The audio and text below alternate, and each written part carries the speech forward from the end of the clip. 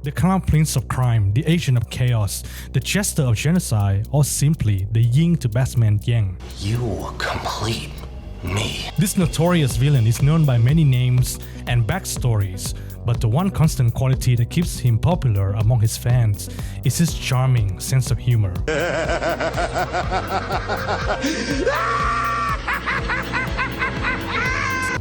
Today, we will pick our favorites Mr. J from a few reincarnations over the years, as this will surely put a smile on our faces.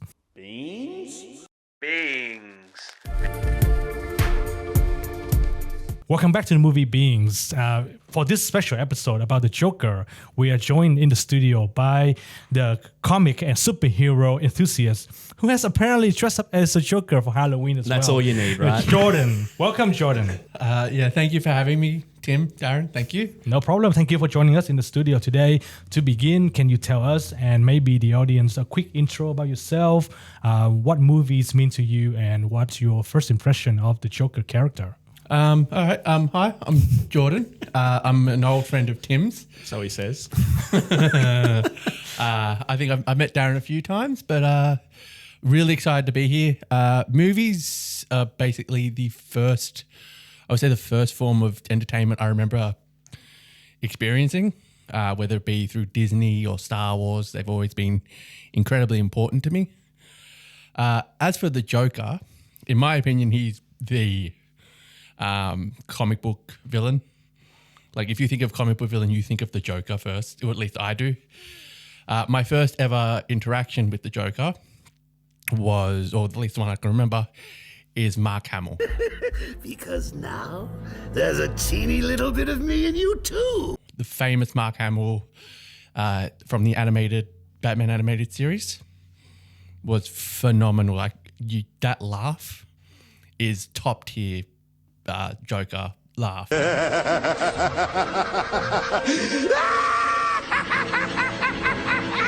So that's my first memory of the Joker, which is not a bad memory to have. No, it's a very good memory. I think I share the memory with you as well.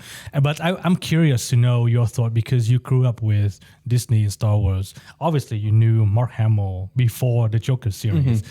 What was your reaction when you learned that he voiced the Joker? Yeah, I didn't know. I didn't know until I was easily in my teens.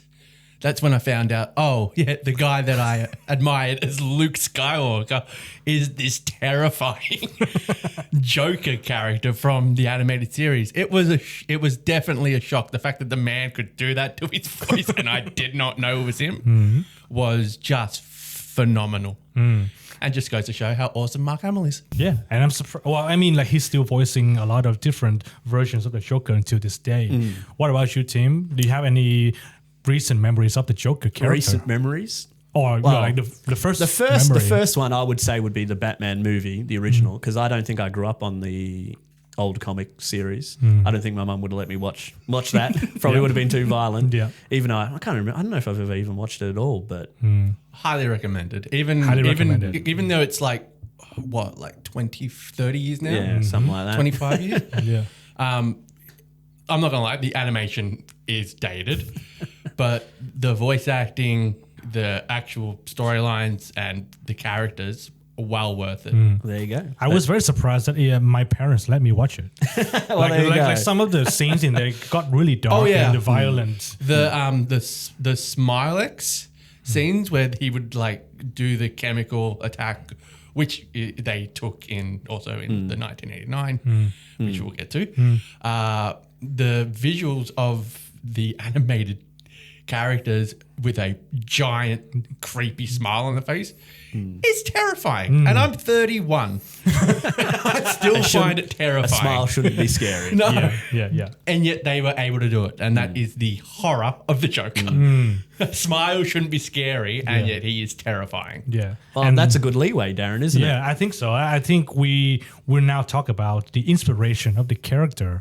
That this character came from the 1928 movie The Man Who Laughs, directed by a German expressionist director, Paul Lini, well, it's safe to say that none of us has seen the movie. No. But I'm pretty sure we have seen the image of Conrad Vidi. I was trying to say the name on my own. I can't even pronounce his last name. And the character that he plays, Nguyen Plenty. I can't even remember how to even spell the name. But Gwyn Penny? Nguyen, like Gwyn. Nguyen Plenty. Yeah, that sounds right. Nguyen Plenty. So the character is most well known for being the inspiration for Joker. Now, I want to discuss this because the story of the character is actually quite a sad one. Of the original movie, the Man Who Laughs. Yeah, okay. He got the smile because he was tortured by his father's nemesis. Oh, damn. So, but what I want to know is when you look at this picture, what we're going to show on the screen, why do you think this became a good inspiration for the character? I think it's just like villainy with a smile, right? What's more scary than someone's trying to like either, who will cause laugh at you harm as they torture or kill you. Yeah, so it's just like the kind of, the juxtaposition of being smiled at as they like do something horrible to you, right? It's just kind of freaky in itself, right? Of someone being, or even just the thing of someone being happy about doing this, right? Doing such a horrible thing. Yeah. Why should they be happy? It's kind of like a good way, like it's a great place to start because they use his image as inspiration as well. You can see clearly that it's like very from that, and also it sounds like the story a bit probably worked into it a bit as well. Yeah, the contradiction of the facial expression and the events of the story, I think, is what really captures the audience. Because obviously in this movie, the character is going through a lot of challenges, but because of the torture, he always has a smile on his face, which creates the weird contradiction in the audience mind. And from that, we got the first on-screen appearance of the Joker in 1966. In the Adam West's Batman. Spider-Man. Same thing, right? I wouldn't. I wouldn't say that. I kind of get over the eyebrows though. Like like if you remember the Adam West Batman, he has the blue color eyebrow above his mouth. It's just like, yeah, I'm pretty sure you can. You don't need to show that costume, right? He wouldn't be Batman with it, right? Yeah. Well, unfortunately, we don't want to talk about Batman today. We need to focus on the Joker. But I think it's going to be very hard to talk about the Joker without a Batman when it's necessary. They are, like you said in your intro, they are yin and yang. You can't have You can't have the Joker without Batman. Yeah. Well, you can. There's literally a movie, but even in that movie, it's still like he's still tied incredibly close to the Batman mythos. Yeah, exactly. Yeah, so in the 1966, the character was portrayed by Cesar Romero. He's a comedian. So in this kind of makes sense, I guess. Yeah, because even as we're talking about the history, because Joker was introduced in the first comic book was 1940, and then he was like a very villainous character. And I was researching. He died in it. In the first comic book he was in, he died. And they're like, we can't have that. Let's bring him back. And then I think he was in like the next 9 of the 12. Because he was so popular. Yeah. He was too popular. So that when they killed him off, they're like, we made a mistake. Yeah, we've got to bring him back. They still do it then, right? Back in the 40s. But then when we get to like the 60s, with his interpretation of the Joker, it changed his image. So he wasn't kind of like villainous anymore. He was like a prankster. Yes. And obviously because it was a children's show. TV and that show. kind of... Even now we see it like whatever the rendition of the current like film Joker is kind of inspires the comic books. And I think that's what kind of happened. And then it kind of killed his character a bit because it's not...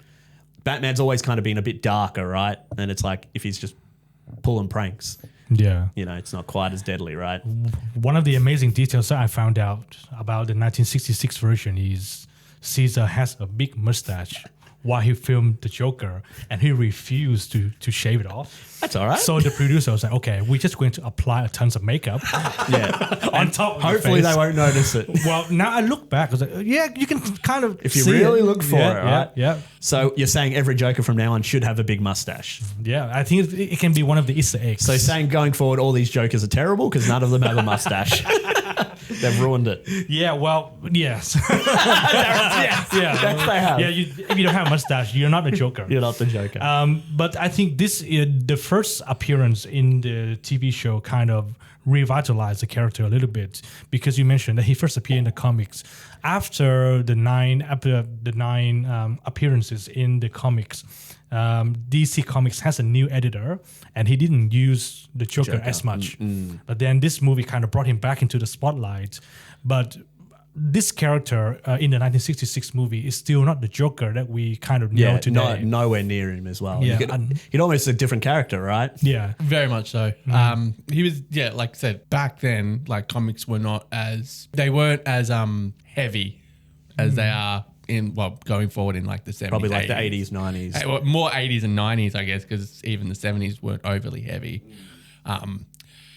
But the Joker is now, like you said, the Joker was a prankster. The Joker is now a psychopath. Yeah. He is not a prankster. He is a full psychopath. Yeah. Who, like we said, will smile and laugh while he does horrible things to you. Yeah, yeah. And when the character first introduced in the comic books, I read this somewhere that they were saying before the Joker, all of the Batman's nemesis was just mobsters, gangsters. And I think they got into the issue of creating a superhero that is a bit too overpowered. So they need to have the counterbalance. Yeah, exactly. I think that's the issue that Superman has. The irony of saying that Batman is, I guess now Batman is pretty much overpowered at points. Yeah. But like that's the thing, right? You got to have someone match your hero, right? Correct. When you've got someone like Superman who can he fly through the sun? I know he's done some pretty. No, he's literally bathed in the sun at one That's what I mean. Like he's done some pretty crazy shit. How do you fight that, right? Yeah. You make a little green rock that's like, ooh, watch out, little green rock. Yeah, because eventually you run into the problem. I know we're not here to talk about Superman, but just bear with me. Quickly. You eventually run into the problem of, we need to get a bigger guy that can fight Superman. Okay, he beat that person. All right, let's get a bigger guy. That's where like Doomsday, Darkseid, all these galactic conquerors kept coming, and eventually got to a point. It's like, all right, no, we actually need a way that we can depower him. We need a MacGuffin. Yeah, pretty much. Because the thing with Superman, they just kept giving him more and more powers. Yeah. Like, to begin with, he couldn't fly. He could just jump over tall buildings. He jumped very far. He couldn't use heat vision. He couldn't use super breath. Then they gave him all this stuff, and they're like, oh, no. Yeah. Well, Batman doesn't have that problem. Yeah. No, he just has a lot of money. He buys more things, right? What are your superpowers again? I'm rich. And from that, we finally got the first version of the Joker in the 1989 Batman, portrayed by Jack Nicholson. Before we get into the character and the movie, I want to go through some of the logistics first. The logistics. So this one was the first of the Warner Bros. Batman series. Yeah. After this movie, it's got 3 sequels. And this movie... Even weird sequels when you like think Yes. about them. Like if you compare them all, like compared to what we know sequels Very are. different. All very different movies. Yes. Well, obviously, one of the sequels is Batman and Robin 1997 with George God. Clooney. That's a big we don't jump. need to talk about that. Yeah. But the good news is this movie led to the development of the highly regarded Batman animated series. Because of the success of this movie, Warner Bros. Kind of greenlit the series. So it was made on a budget of $35 million, and it went to generate $411 million, 251 domestically.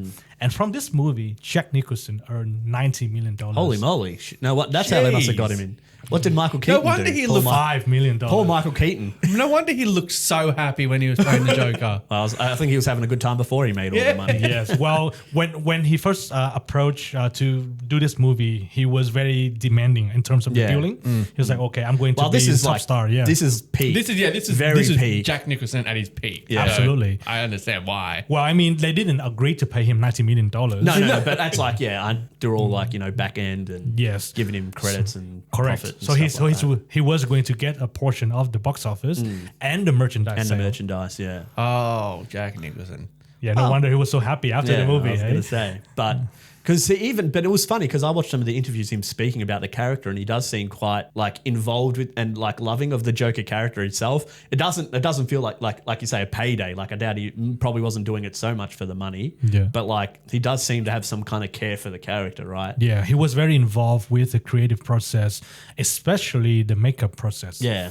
Like he was in charge of their character images. Like they had to go through quite a few different versions before he was happy with the version that we had. Because I didn't even realize it was like a mask, right? It was, yes. Because initially I just thought, I'm like, oh, that was like good makeup. Because it's Was a it a part mask? He's like got some plaster like Yeah. onto his Oh, okay. cheeks. The And I think prosthetics, on yeah. his chin as well. Because Yes. in the interview when he was talking about getting it elongated like the Joker. He's kind of got like a longer face. So he Correct. was talking about that as well. Yeah, the process was funny as well. The makeup artist just asked him to can you do like the craziest smile that you can ever pull? Yeah, yeah. They did that, and then they was okay, we work are off going to that. frame that and then make it bigger. Yeah. Well, even like Jack Nicholson without the makeup, he's got a pretty big like menacing smile. Yeah. One of the surprising thing that I found about this movie is Bob Kane, one of the creators of the creators of Batman Batman. comics. He was the person who decided who is going to play the Joker. Well, that's nice of him. Yeah. So Tim Burton, who was the director of this movie. Off Beetlejuice as well, which we Yes. talked about not long ago. Yeah. So it turns out Beetlejuice played Batman. Yeah, And then well, that's another what I was thinking. Because I watched this way before I watched Beetlejuice, and I never thought about that. I'm like, oh, he must have got Michael Keaton off Beetlejuice. He's like, hey, come, I've got another movie working, come and do it. Yeah. And considering I was like, Michael Keaton did a pretty good job of Batman, I thought. Yes. So because of the success of Beetlejuice, this Batman movie got greenlit by Warner Bros. Well, that's what I mean. They saw him have success, right? Yeah. That's usually how it works with the big companies, right? They're like, oh, we've seen you make a good film. Here you go. Yeah. Here's $35 million. And here's a big IP. You can So Tim Burton went through a list of a few different actors, and he brought the list to Bob Kane. To Bob Kane, and then Bob Kane picked Jack Nicholson. Of course. But do you want to know who was on that list? Let's see who else he could have chosen. Robin Williams, Oh, that would have been interesting. David Bowie, So far, I'm still Jack Nicholson. yep, Tim Curry, Oh, he Oh, no, he would have been I good. kind of want to see that. Yeah, he would have been great. and of course Willem Dafoe. Oh, okay. Oh, damn. Oh, Imagine that, Willem Dafoe Yeah, he was on in the the list. late 80s. Yeah. That would have been interesting. That's quite a good No, list. because, okay, so a lot of fan castings have Willem Dafoe Yeah. as the Joker because his face is the Joker. Yes. Yeah. He's a bit of a psychopath. Yeah, well, he looks like it. He looks like one. Yeah, He's a very lovely person. For Yeah, all accounts, he's an utter sweetheart. but his But face. his face, Oh when my God. he wants to make the face, he can look like the Joker. Yeah. Eventually, he plays a different villain, the Green Goblin in the Spider-Man franchise. I And said the- Spider-Man before, so there you go. Yeah, there you go. It's all connected. and the last person on the list was Brad Dourif. I didn't know who this Yeah, was. I haven't heard Oh, of him. no, that's the guy who plays Chucky. Correct. Oh, well, he there you voiced go. Chucky in the Child's Play franchise. To get him to do like live action, that seems like. So you probably also know him from Lord of the Rings. He plays Wormtongue. Oh, okay. He probably would have. He would have been interesting. Yeah, he has like Yeah. the look. But of course, That Jack seems like a Nicholson pretty was the good. final- Yeah. Seems like a pretty good If list. we can't get Willem, I'll take Jack. Yeah. But it's funny that that easily Jack's the biggest name out of all of them, right? 100%. Like Curry would have been like somewhat well known. Even Robin like, Williams Robin would have been Williams really well known. Yeah. Robin Williams would That have would been have interesting. been so interesting. Like, yeah, I'm trying to think of like a villain role he's been in before, or even like evil. There's nothing that like pops to mind. no, there's a He did a psychological thriller. Yeah, photo Yeah. booth. I still or photo haven't watched something. that. Yeah. That feels like a good. It's okay. Okay, I thought it'd be an interesting movie to do. It's an on interest. It is an interest. It's like people. I don't know if it's well received or anything. When I watched it, I was like, okay, this is interesting to see Robin Williams do this. here. Yeah. Yeah. Well, now I want to talk about the character Joker. Oh, do we? Well, that's a good joke. Was it? Well, I mean, that's what Jack Nicholson thinks about the character in this movie. He said that his sense of humor is completely tasteless. Yeah, but that's 'cause he one even of said part that of his he- character. Yeah. I must have watched the same interview because it was on the. I still had the disc for it, and I was watching like Oh, the the actual disc. features. Well, Blu-ray, so not quite that old.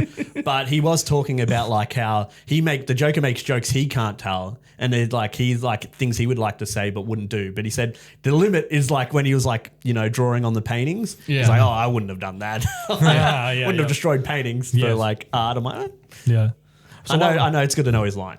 Yeah, and of course, one of the most famous lines from this movie is, "Have you ever danced with the devil in the pale moonlight?" You ever dance with the devil in the pale moonlight? Yeah. I still don't understand what that means. No idea. I think it's just kind of like a cool reference, right? It's just like, oh, like ominous and scary, kind of like, Yeah. oh. I see it as, so dancing with the devil basically means you're playing with fire. Yeah. So basically it's like, are you willing to play with fire under the pale moonlight? Like, the pale moonlight part, I think, is just a cool reference. But basically it's like, are you willing to dance with the devil? Well, and it's like at night, right? So like the scariest time of day. Yeah, and so does that mean that he's referencing himself as the devil? Yeah, well, I would that's a bit assume so. obvious. I would assume so. And especially because he says that to, why have I forgotten the name? It's Vicky Vale, right? Yes. So he says it's Vicky Kim Vale, and he Basinger. also Kim says that Basinger, he yeah. also. Thank you. I was trying to Yeah, I think was of her trying to remember name, and I couldn't remember it. Yeah. So he says it to Vicky Vale, and the young Jack, or the young Joker, says it to Bruce after he kills his Yeah, parents. he kills his parents. So this was like a reference point, and this is something that I want to discuss with you guys as well. The origin story of this Joker is like a combination of different origins, right? Like the first half, like the part where he's involved in Bruce's parents' murder is added on, but the fact that he falls into a tank of acid, die into white skin, green hair, that is from the Red Hood Yeah. origin story. Because is that a bit later? Isn't there like, I feel like, I don't know how many times they've done this origin story, but isn't So that the later? Red, and please, everyone, if I'm wrong, I might be wrong. I believe the Red Hood origin story, or at least the only Red Hood origin story I remember, is from The Killing Joke, which is a famous comic book. If you're gonna read any comic book, well, there are others, but if you're gonna read any the Joker. Batman comic book Yep. with the Joker, read The Killing Joke. It is one of the best comics I've ever read. Because was that before this, though, or was that after? I can't remember what year. Oh, good question. It was That's what I was before. thinking. It was Was it? before. Was it before? Was it Are you 80s? sure? Is it 80s? I thought it was later. I thought it was than that. 90s. No, like the comic book Killing Joke. The Killing Joke came out before. Okay. I think so. Because I know at the time it was not considered part of the Batman canon of the the main universe. series, and then it got brought in because it Yeah. was so popular. Because the Joker really doesn't have an origin story, right? That's kind of like the part of because even it, in The mystery Killing of it. Joke, he says after that whole thing, he literally says, "I don't know if that's true or if I just made it up." Oh, So the Joker literally says, like, "I no longer know. Like, what's the point of having an origin when I can have multiple?" yeah. Because that's what he plays into it. And because I think this is like more of like the idea of falling into that and bad shit happens is like very comic booky, right? Yeah. And I think this is like meant to be, because I think they even said in one of the interviews I was watching, they're like, this is like a new like origin for the Joker for this one, right? Correct. Yes. For Jack. Yeah. Jack Napier, plays by Jack Nicholson. Which is also already a divergence because the Joker doesn't have a name. Yeah, that Well, as well. he does, but no one knows what the Joker's name Yeah. is. Yeah. So the fact that he's got a name in this is already a divergence away Yeah. from how the comics Yeah. do. Because even in The Killing Joke, the comic books, we don't get a name. Yeah, they don't I think name him. I think Jack is the only name we get, Yeah. but we Yeah. don't get like a full back Yeah. name or anything. Yeah. Surname. Why did I say back name? Back name? Last That's what I name. it's a back name. And this same name, Jack Napier, appeared in the animated series as well. Yeah, they it's kind one of- the Easter eggs. And the reason why I knew that the Man Who Laughs comic book came out before the movie, because Tim Burton was saying something about reading the comic books. He said that he was never a fan of comic books until he read the Killing Joke, because he knew where to follow the frames. Before that, all the comic book frames are very hard for him to navigate. right, But yeah. until the Killing Joke was like, oh, I can follow the story. And he became a fan of the story. And that's why he was very excited to direct the Joker in the Batman movie. So the origin story of this Joker is very interesting because it's like a combination of different things. Now, if we want to talk about the performance of Jack Nicholson, what do you think about his performance? Well, it's Jack Nicholson. It's Jack Nicholson in his prime. Like, he was brilliant with what he was given. I was watching, and I think I said this to Tim briefly. So he was a bit of a mixed bag for me because he was zany, over the top, and all that stuff, which was great. And he also was able to pull off absolutely terrifying at times. But there were times I was like, all right, this is a bit much. Yeah. Not even like this is a bit much, like you're going too far, like violence-wise or anything. More like, all right, it might just be because of the times, but I was a bit like, all right, I'm ready for the next scene, please. So I'm kind of done with you right now. Okay, so but do you remember that scene? It got a bit much with the, I think the part that made me go like, oh God, was, because I forgot about it, was I didn't realize how much he got enamored by Vicky Vale. Yeah, that was just weird. randomly. And then that kind of became his whole Just point. like part of it, yeah. What was his plan? Does he have one? Yeah, and which Well- I think was perfect for the Joker if he didn't have a plan. But Yeah. then at times he seemed like he had a plan, and at times he didn't. Yeah. Well, that's more onto his character if we move on to that. But yeah, I kind of agree that like I think Jack Nicholson did a good job, but there are points where there's probably like a bit too much. Like I think of the scene where he like burns the guy to death with the trick hand, and he kind of like really goes on. He's like, he like starts chatting to him a bit and like has his whole like drags on a bit and like, all right, but.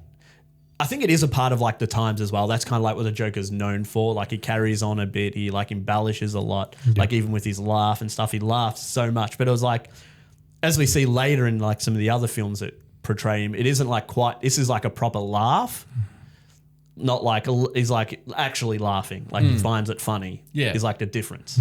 Where in some of the other films we might say differently. But I still think I think like the costume design and all the makeup does a great job. He looks amazing. Yeah. Like I do, because they talk about how they like use a similar suit that he wears, and they like the design of that and all that looks great. Yeah. And I think it's one of the most comic accurate costumes that we have out of the movie. Yeah, 100%. Yeah. And not like talk about how he looked in the costume.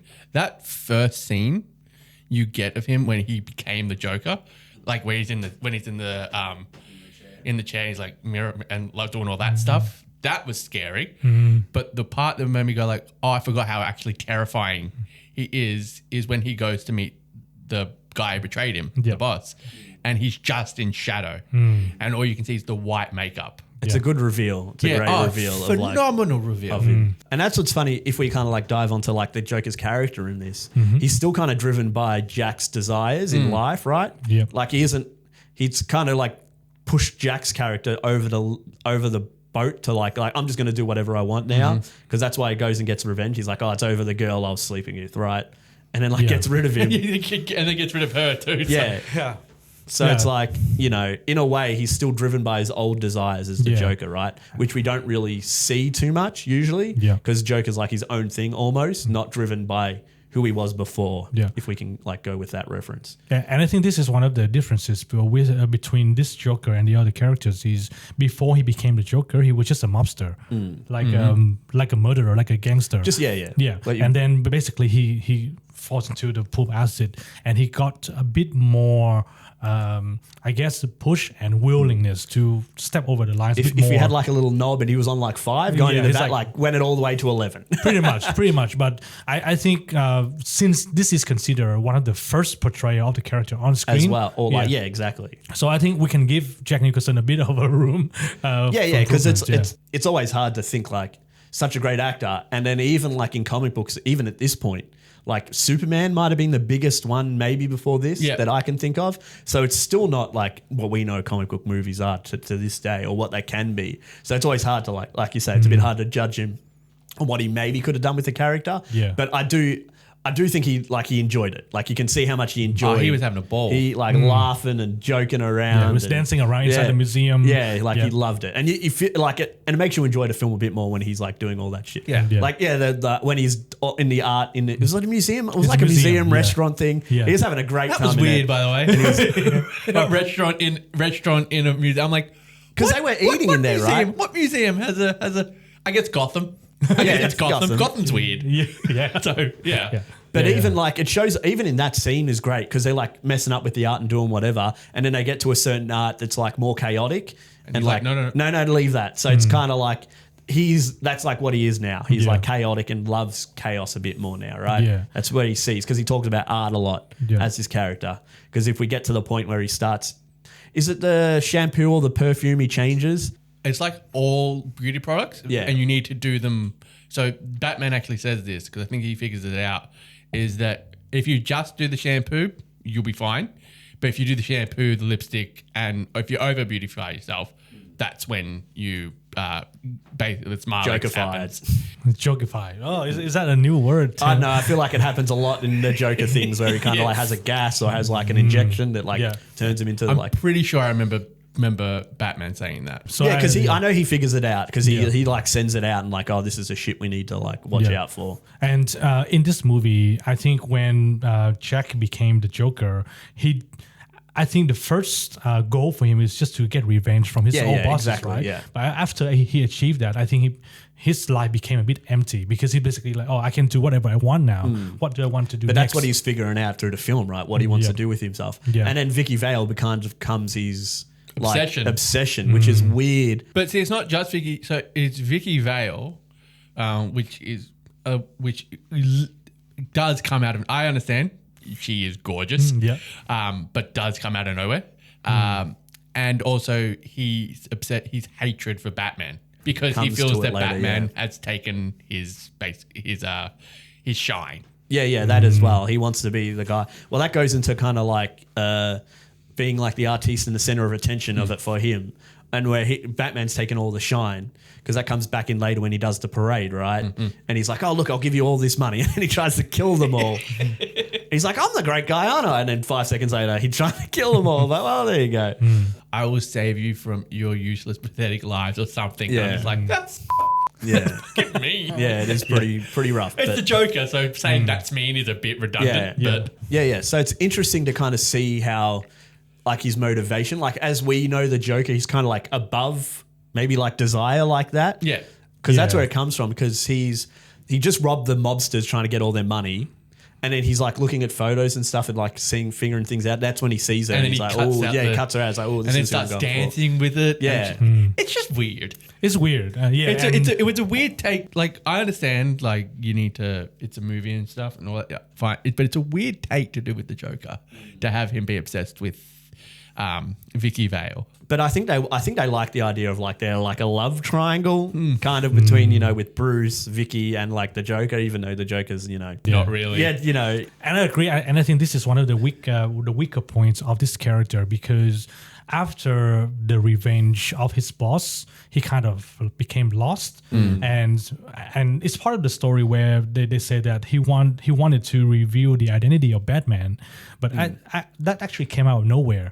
And I think he needed a bit more time to develop that kind of pursuit and goal, and then we would appreciate it a bit more. And I think that they wanted to use Vicky Vale as the connection. Yeah. Oh, this lady is pretty hot. Oh, she also connected to this character. Yeah, she knows she's doing a research on Batman, so Correct. that's the reason why I want to get her as well. Yeah. That didn't come across. Yeah. Like, at all. Yeah. Like, Because she showed early that he- on, sorry. she shows interests in I forget the other journalist's name, but Knox. He goes to her and she's like, "Oh, I'm interested in your thing about Batman. That's why I want to like."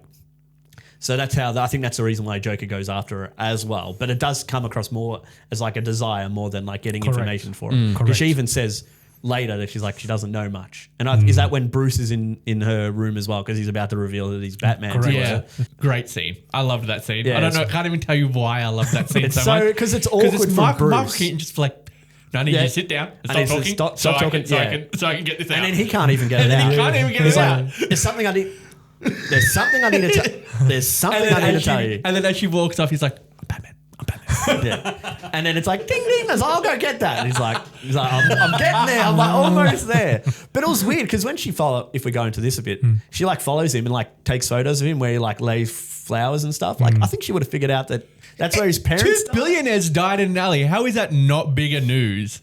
Like, like it shouldn't be that hard to Or if for her to even just like, because she's a journalist, it shouldn't be that hard to figure out. It's like, oh, this is maybe why he didn't want to spend the next day with me, which I feel like they play it up. It's like, oh, how dare you not want to spend time with her like the next day? And it's like, I want to kind of have a moment about when my parents died. How does Knox not know? Well, it He's just feels, literally born and raised in I feel Gotham. like that's more of a valid point than him being Batman. Yeah. Like he could have been like, you remember my parents getting murdered? Because I do. And that's what I was trying to do. I was trying to have a moment for one day, all right? Vicky, we slept together once, all right? Give me a break. We do that. They slept together once and then we're immediately in love. It is a movie, so it's like they do that a lot. It's kind of like, it's not so much now, because now you kind of need to actually set up that stuff. Try to develop it a bit. Whereas but it's very like much back then, very much of the thing. they slept together, they're in love. They're pretty much in love, right? And the story of this movie was written by two different writers. The first writer was writing the story, and then he went on strike, and then he couldn't continue with the story. That makes a lot of sense. And then a new writer came in, and she had to continue with the story. That makes a lot of classic Hollywood. I just want to point out, I'm not shitting on the movie. The movie is a good movie. No, that's all right. I had fun watching it. This is what we're doing. We're breaking down. There were issues. A little bit of the movie, but trying to talk about the Joker. But that course. kind of plays into it, right? Like how well the story comes across also affects You kind of need to characters. talk about the movie if you want to talk about the Joker. Yeah, exactly. But is there anything else about this Joker? I feel like there's stuff we've missed. I don't know what I'm trying to think about. I'm talking about the chaos of it all. One thing I really quite liked, because it was just like, I didn't like it. Let me finish and then I'll let you know. Is his number 2, Bob. Poor Bob. Poor Bob. So he does the whole really weird thing where he grabs him and does what the boss did to Jack, which was, you are my number 1 guy. Yeah. That's the only impression you're getting from me. That was really good. And you get the feeling like, oh, okay, so he really cares about Bob, all that stuff. No, just shoots Bob. No. Bob makes one mistake. He's like, give me your gun. Yeah. Goes the gun, shoots Bob. Bam. Yeah. And I think that this is what Jack Nicholson was trying to portray through the character. Basically, he was like, he's just a chaotic character. Yeah. He doesn't really have any rules, Yeah. no loyalty to his men, and he can just replace his goons the next day, right? But also, I wanted to talk about the relationship between Joker and Batman in this movie. I think this is one of the changes that they made to the story. Before the Batman's origin was like just some mobster murdered his parents. But in this movie, the Joker was that mobster. And they had the line of dancing in the moonlight to connect the three stories. Yeah, he figures it out, right? So the Joker created the Batman, and then the Batman created the Joker. Yeah. I think that's kind of always like a link, because that kind of like, that's like their story, like you say, that they're so connected that, without them knowing, they create each other, right? Yep. Yeah. So what do you think about this decision for this movie? I think it's good. I think it adds to it that they're a part of each other's story without, like, I don't know, they could have probably done a better job, but it's like just little things of like him fighting him and him falling in the vat and him like just being a mobster and like, trying to rob people, like not knowing what it does to someone, right? Yeah. I also think it's quite good for the movie. As a person who really likes the fact that that it was just a random act of violence by Jack Joe Nicholson. Chill. His name is Joe Chill Joe in Chill, the comics. Yeah. I might have that wrong. Pretty sure it's Joe Chill. Yeah. I really like that. For the comics, I like it like that. But for this one-off movie, I agree. It gives it that link, which makes it a lot more prevalent in a 2-hour movie that they created each other, that they Or a part one of each exists other's because of the other. And it's especially when it's just their story, right?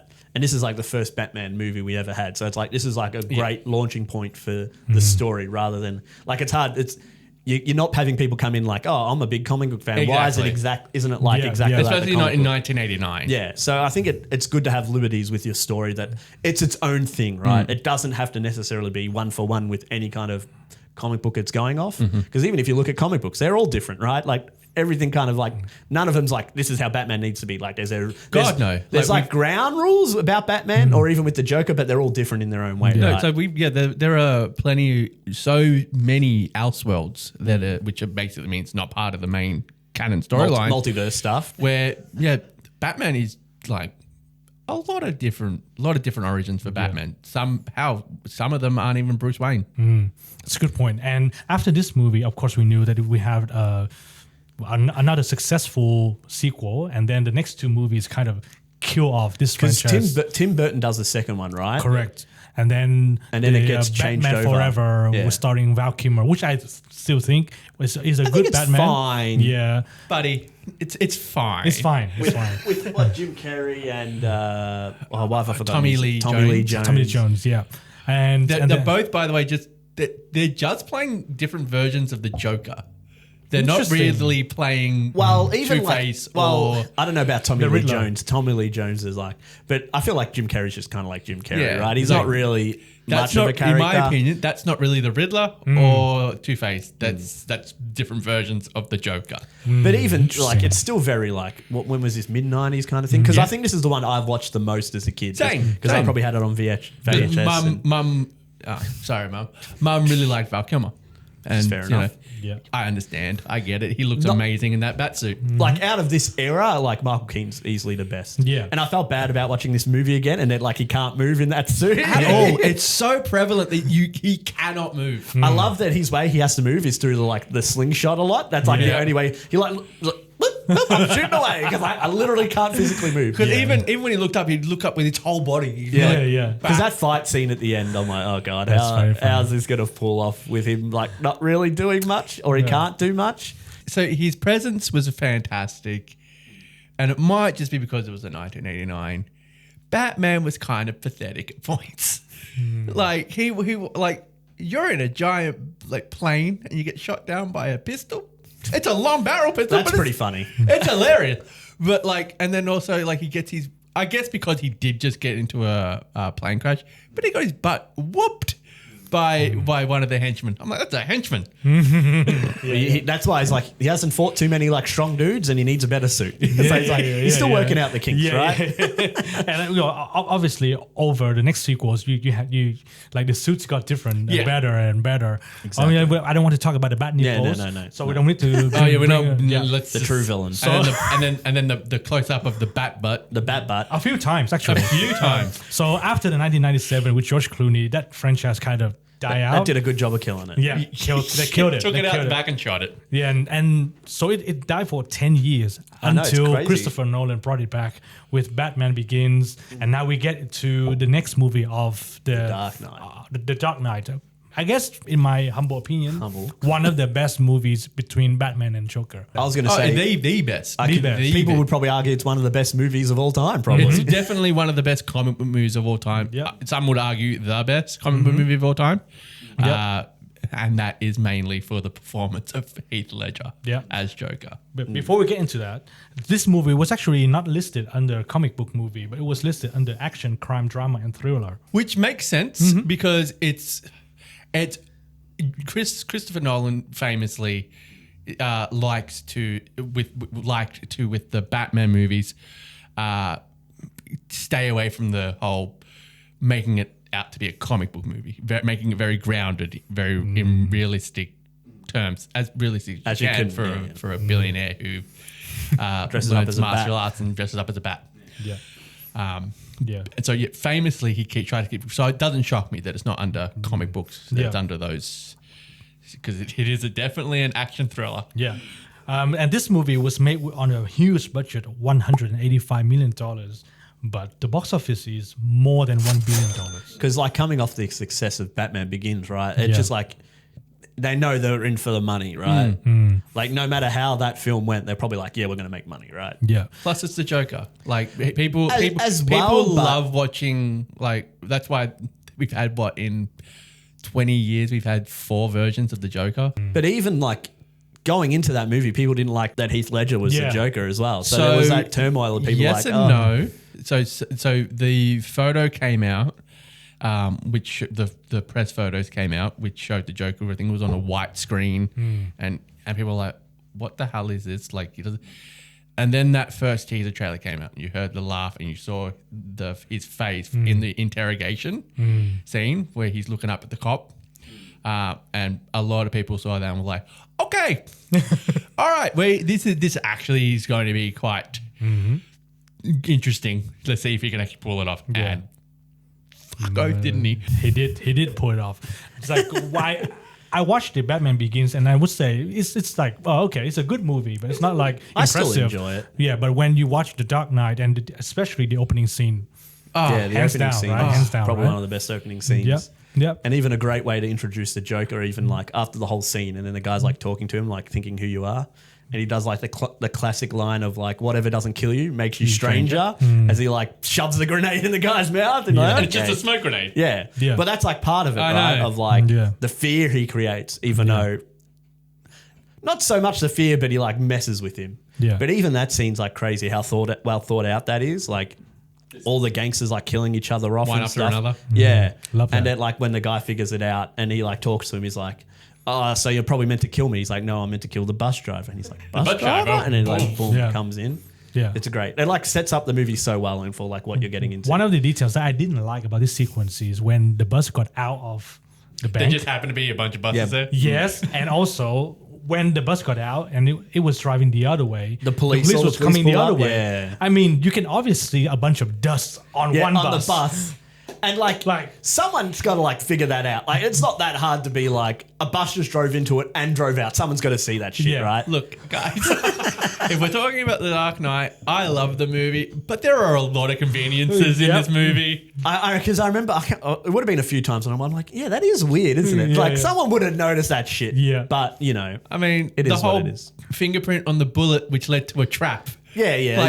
He literally needed to cut out Yeah. that particular thing, put it together in the thing, and then go to that place at the perfect time. Yeah, exactly. Like, there's a lot of conveniences in this movie, which just goes to show how amazing this movie is that we can Yeah. go like, we're going to ignore those Yeah, yeah. because Yeah.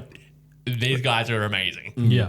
So, and if we want to focus the story on the Joker character, this Joker character doesn't really have an origin story in this movie. He has multiple. He Yeah. has multiple. and That's I like want to- part of his character, right? Yes. Because the first, so he meets mobsters a bit later, and then like one mobster doesn't like him very much and puts a hit on him, and then he fakes getting caught to go get him, Yeah. and this is when he puts the knife in his mouth, and he's like, he goes through the famous line of, "You want to know how I got these scars?" You want to know how I got these scars?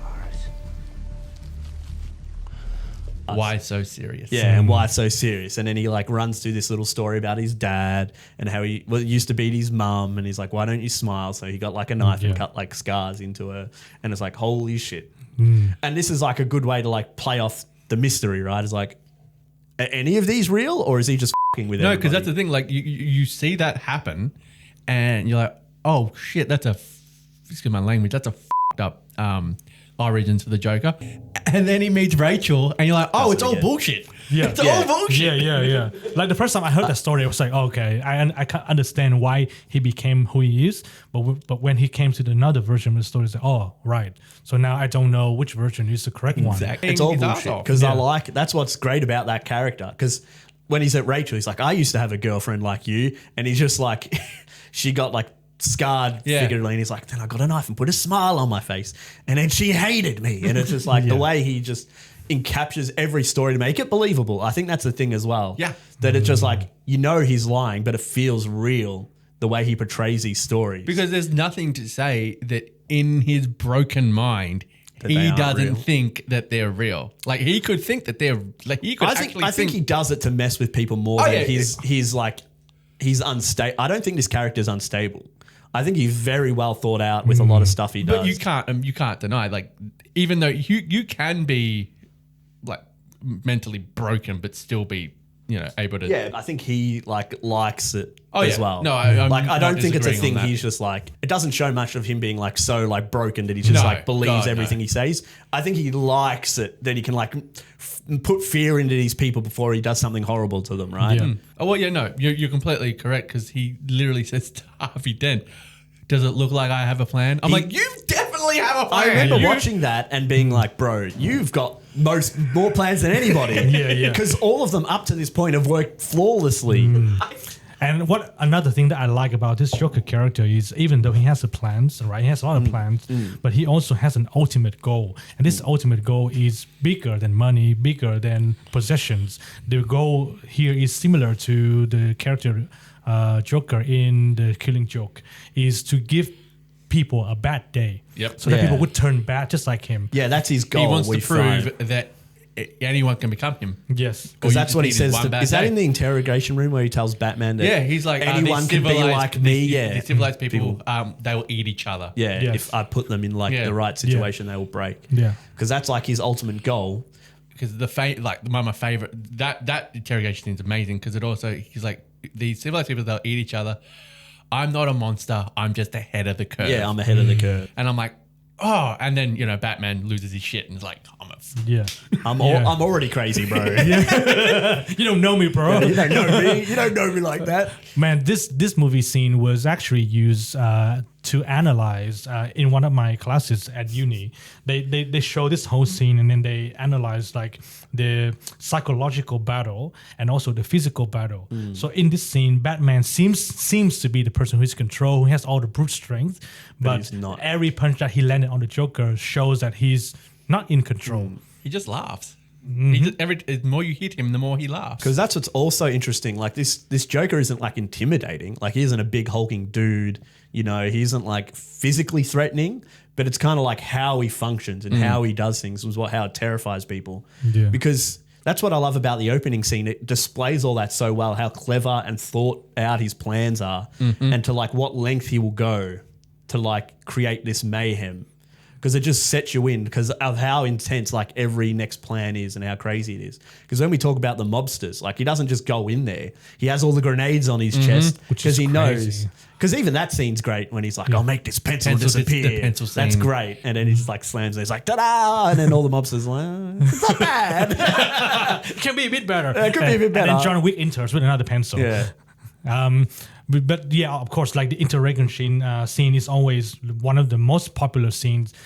Some guy on the internet says that like 32% of content on YouTube is about that scene, which is not surprising. 32? Yeah, like I think it was Based a bit on of Batman or an exaggeration. Yeah. But it's about a Dark Knight. If it's based around Dark Knight, I could believe it. Yeah, Because it is like... It's probably one of my favorite, like... But the big call, but might be one of my favorite scenes in movie history. Like, I'm not saying it's my favorite, but it might be up there as one of my favorites because it's a perfectly crafted scene to just show who the Joker is and how out of his depth Batman is right now. How everyone is, really. Yeah. No one has a leg up on him. Yeah. Because even that was a part of his plan, right? That's what's even crazier. Like him getting caught was part of his plan. Yeah. So it wasn't just like he made a mistake. Which again is ridiculous Yeah. when you think about it. Because I was even going to mention when they're like chasing, when Harvey Dent like turns himself in to be Batman and like the Joker's chasing him down. The scene when Batman's like driving at him with his motorbike and he like dives out of the way. That scene reminds me a lot. No, he doesn't dive out the way. Batman swerves. No, he swerves. That's what I mean. Batman Yeah, like yeah. swerves out of the way. That scene reminded me a lot of Jack Nicholson's scene when he shoots just down he stands there. It felt very similar. I don't know if that was homage or not because I remember when I watched The Dark Knight, I'm like, it seems very similar. Yeah. I don't know if they did it deliberately or if So it I just think kind of it's worked more. out. I think that it's way. more to do with the Joker himself because the Joker's. It is a very Joker thing, Yeah, but Joker I don't know if is it's very like much a hit. like, and I think this Joker as well has this thought. It's like, awesome, I win, or you kill me and I win. Yeah, you no don't- matter what, I win. Because he talks about that in the interrogation room. Yeah. What's your line? Yeah. I I want to push you to that Yeah, line. yeah, I wanna and push You you have I the wanna one push you rule, over but it. you're going to break it. Yeah. And another scene that I want to talk about is the scene where he kidnapped a kid who dressed up as Batman. And then he had like the video camera filming himself the laughing. dudes that were pretending Terrifying. pretending to be Great Batman. scene. That scene Yeah. was directed all by Heath Ledger.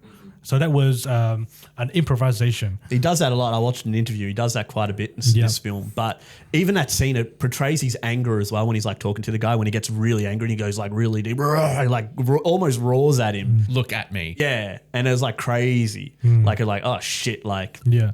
he's really like fucking like Yeah. this is not going well for this guy. Well, we know it doesn't go well for that guy, but you know. I see it as he's pissed off at this guy because one, he's a fake imitation of Batman, who he has a very strange relationship with. Starts off with wanting to kill him, and eventually is like, "I won't kill you. You're too fun. Yeah, 'cause- you're way too fun. Why would I ever want to kill you?" Because that's what I like about Alfred in this. He figures out Some people just want to watch the world burn. Love because that that line, scene yeah. when he's explaining that whole story is amazing, and that him just like understanding that it's just like this is what he wants, and Batman doesn't really he tries to stop it, but it doesn't stop the Joker from he's like someone to play with, right? But the idea of Batman getting to the point where these mobsters have to deal with someone like this to stop him, so it's like like we said before, they create each other, right? The Joker wouldn't be there if the Batman wasn't there, right? He creates this kind He of... would not be anywhere near as what he became. Whether or not he would have been a character, but I like that. Yeah, no, agree. That idea of like, not in the same sense of like they literally create each other, but just the things they do in their society of what they're trying to do creates each other. Yeah. Where like in the Nicholson one, it's literally they create each other, right? In this, it's kind of like more of like subtext. Yeah, exactly, which I enjoy as well. And I want to talk about the scenes where like the biggest battle between Joker and Batman, which is the two fairies. So of course in this movie, in this scene, Joker set up 2 bombs and they give the detonators to the other fairies. And I think this is like, this scene alone is a bit underwhelming for me, probably because all the other scenes are just too great, right? I think it's because this is like, this is going to be like it's meant to be the climax, right? Yes. But Batman's meant to win, right? So that's like the idea. Is like, because one boat's full of criminals and the other one's just civilians. Yeah. So he's like, it's like the perfect mix of like the criminals will just do it because they want to be safe, and the civilians will just do it because, they're just criminals. Why do they deserve to be safe? If I remember correctly, isn't it the criminal boat the one that throws it out first? Yeah, because the guy intimidates the guy. He's like, you're not going to do it. Just give it to me. Say I'll like beat you to get it. Yeah. And then he tosses it out because he's... Whether or not that would have actually happened, but it's like a nice sentiment to be like, we've done our dash. Let it be. Yeah.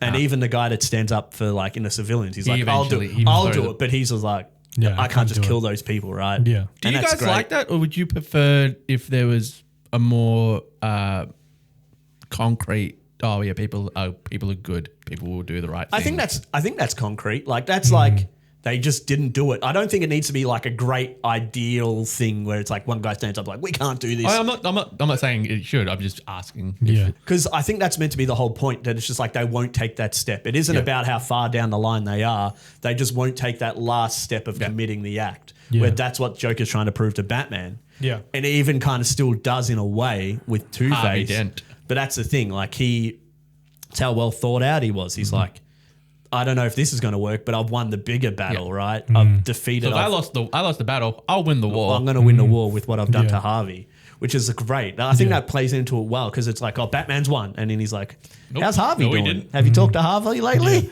And this is another detail that I want to bring in. One of the reasons why I think that the fairy scene is a bit underwhelming is it's because it's lacking one element. The story of Harvey Dent is... Well, the ultimate goal of the Joker is he's going to give you a bad day. From that bad day, you're going to turn into him, right? So that's what he did to Harvey Dent. Harvey Dent lost the love of his life. He lost the face, etc. But the people on the ferries, they didn't really have a bad day. They just had a tough choice. Well, it's still a bad day. Well, You're telling me you wouldn't come home like, I was on a ferry and we nearly all just got blown up to death. Yeah, well, I mean, That's just like yesterday. Yeah, but it's still a bad day. It's a bad day, but it's not a bad day for you personally. You're already I under think- terror because Joker before that said like, if you don't get out, you're going to live by my rules. Yep. But not only that, it's also... I don't think that one was about the bad day. I think that particular scene was about they will eat each other. Yeah. Yeah. So to survive, they will blow up this. those innocent people or the criminals who don't deserve to die. To save them and their loved ones. Yeah. I don't think it matters who did it, but they will take that step, right? It's not even. It's not that. So the one bad day to become me was Harvey. Yeah, that was the they pinnacle will of eat that. each other. Yeah, okay. Was this one? Yeah. That's fair, yeah.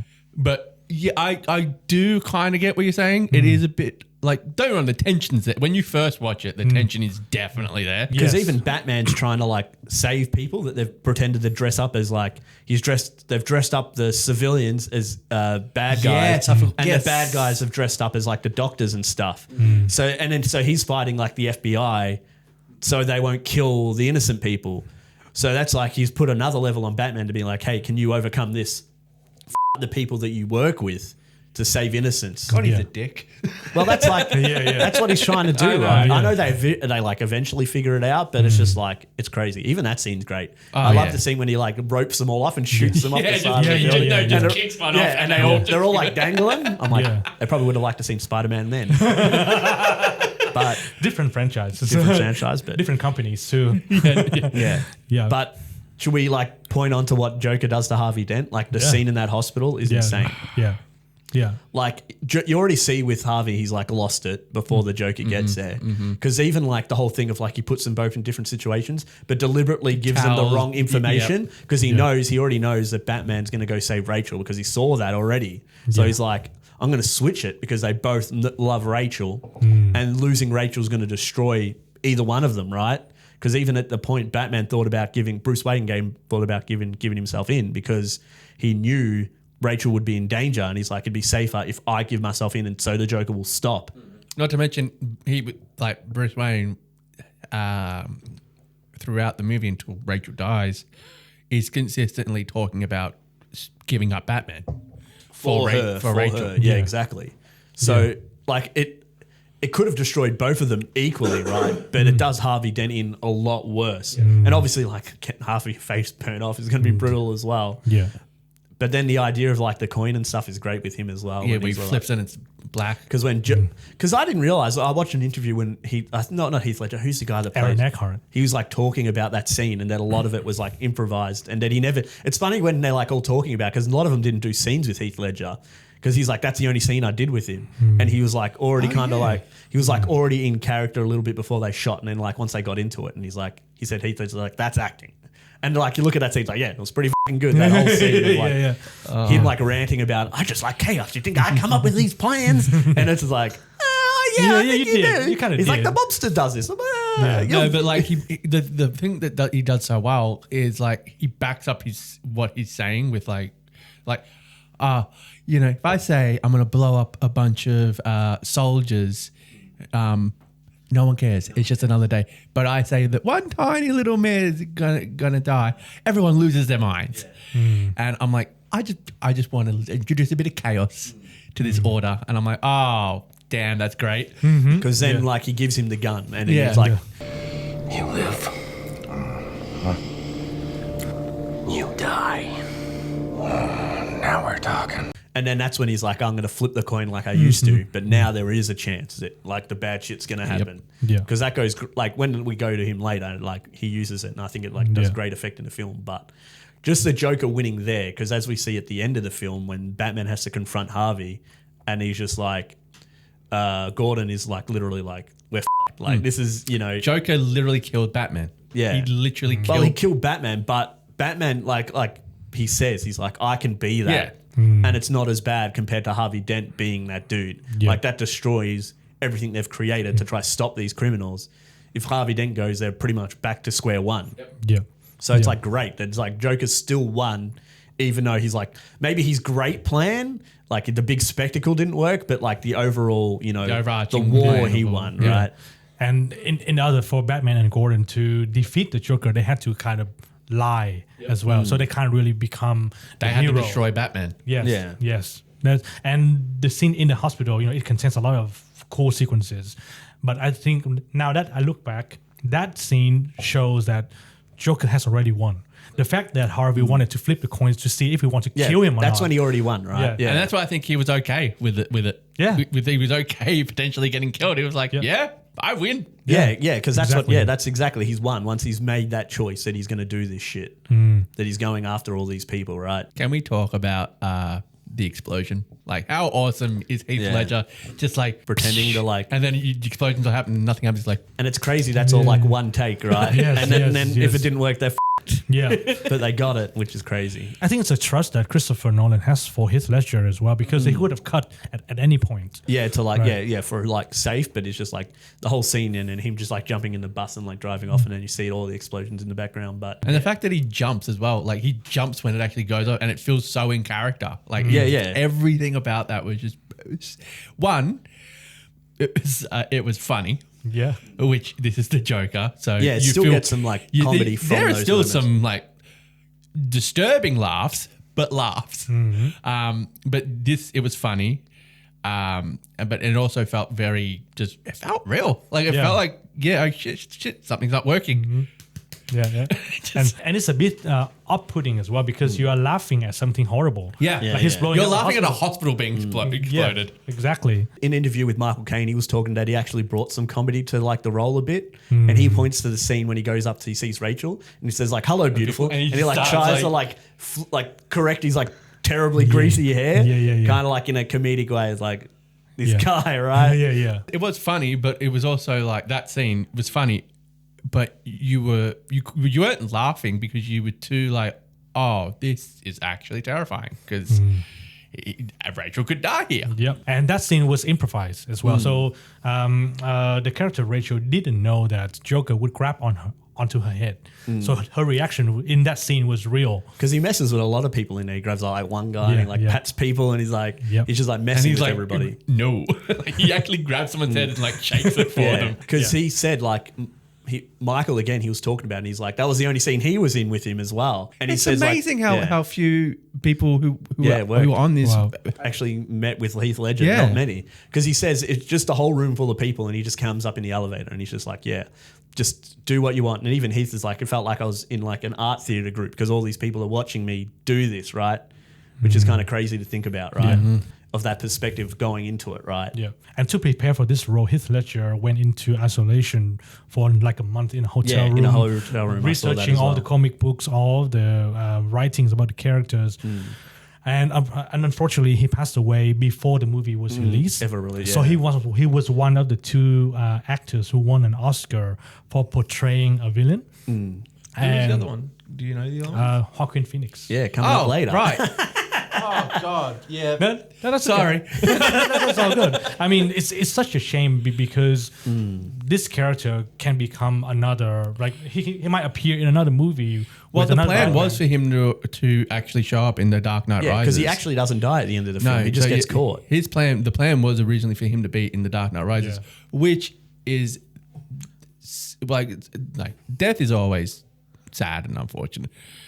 But the fact that this was his like magnum opus, like this was his greatest performance ever, and we wouldn't ever get another. We could have potentially got more. Yeah, that's the thing, right? That like we didn't get any more, right? Because he was only like 29? 28, 29, yeah. Because that's even like, I was watching it. They had like, it must have been an early interview with him, and like at the end of the interviews, he's like, I hope it's going to be good. Kind of like weird that he didn't understand, kind of like how amazing he was. Yeah, because even like, when we go back to the interviews, a lot of them did say like he was great. Even though he's like, Michael Caine was like, I knew it was going to be good before he even got nominated. And I'm like, okay, old man. Michael Caine. Yeah, he's like, I knew this was going to happen before I looked at me. I'm like, okay, bro. You called it. All right, you did it.